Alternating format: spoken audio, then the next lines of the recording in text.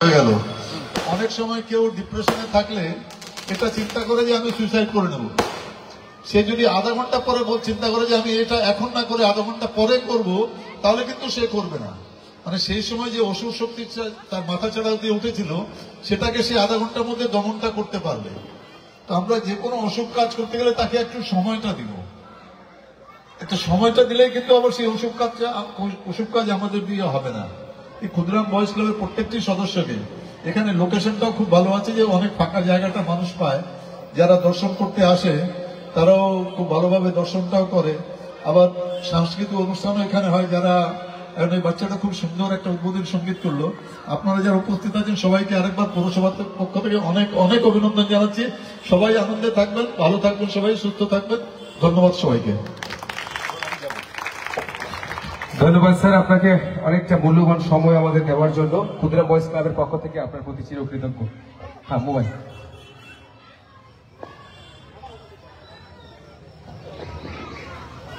আর অন্যান্য গেস্টরা কি কমে গিয়েছে নাকি?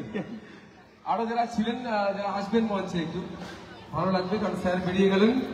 আমরা বক্তব্য শুনবো, এরপর আমাদের কথা আপনার মূল্যবান বক্তব্য হবে।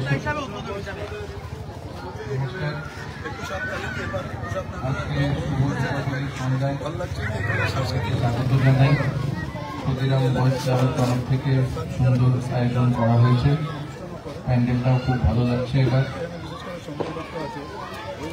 বেশি কিছু বলে খবরগ্রস্ত করবো না, সবাই ভালো থাকুন, পুজো খুব আনন্দে কাটান এবং সবাই সবার সাথে কোঅপারেশন রেখে কাজ করবেন, এটাই আমার মেসেজ দিতে চাইছি। ধন্যবাদ।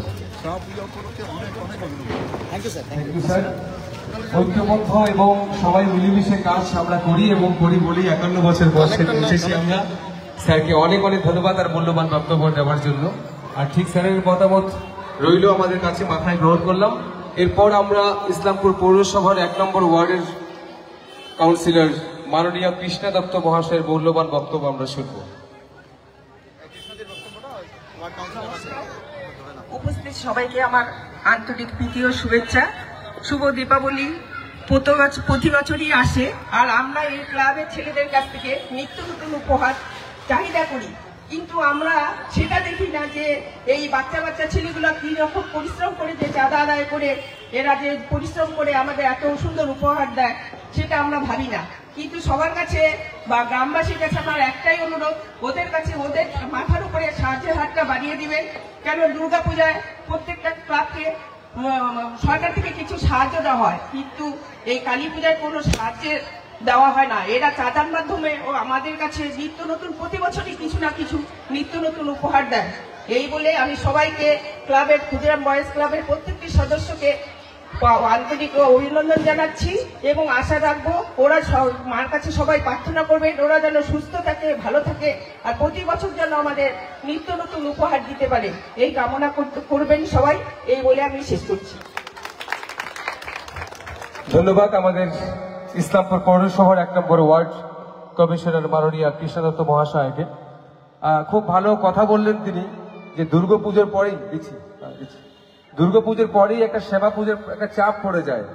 ছোট ছোট বাচ্চারা বড়রা মিলে চাঁদা কালেকশন করে একটা বড় পরিশ্রম হয়, এবং সেই পরিশ্রমের জায়গাটাকে টাচ করেছেন। আমরা সবাই জানি এই একটা অনুষ্ঠান করতে গেলে কত টাকার প্রয়োজন হয়, আর এটা সবচেয়ে বড় আসল জিনিস।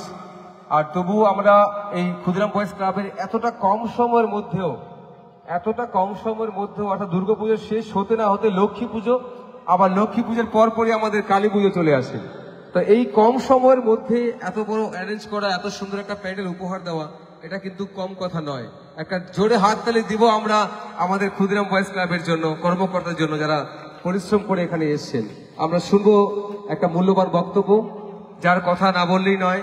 দীর্ঘদিন তার গলার আওয়াজ শুনেছি আমরা এই মাঠ থেকে, রেপতি হলাদার মহাশয়, যার হাত ধরে আমরা অনেক অনুষ্ঠান দেখেছি, ছোটবেলা থেকে অনেক বড় হয়েছি।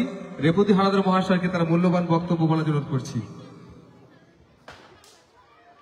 হ্যালো, উপস্থিত দর্শনার্থী এবং গ্রামের প্রত্যেকটি মানুষ এবং ক্ষুদিরাম বয়েজ ক্লাবের প্রত্যেকটি সভ্যবিন্দুকে আমার আন্তরিক দীপাবলির প্রীতি ও শুভেচ্ছা জানাচ্ছি।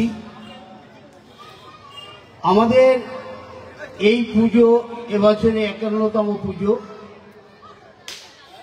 তবে যেসব ছোট ছোট ভাই বা আমার ছেলের মতো যারা আছে, তারা অক্লান্ত পরিশ্রমের মাধ্যমে আজকে এই জায়গায় পৌঁছেছে।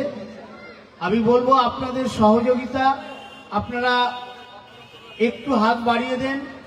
আমরা এবং এখানে ক্লাবের সেই সদস্যরা আশা করি প্রত্যেক বছর কিছু না কিছু একটা নিত্য নতুন উপহার আপনাদের দেবে।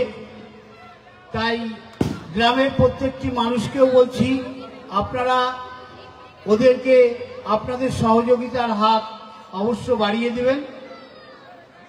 এই বলে সকলকে শুভ দীপাবলির আন্তরিক প্রীতি ও শুভেচ্ছা জানিয়ে উপস্থিত দর্শক এবং ক্লাবের প্রত্যেকটি সভ্যবিন্দুকে আমার দীপাবলির আন্তরিক প্রীতি ও শুভেচ্ছা জানাচ্ছি।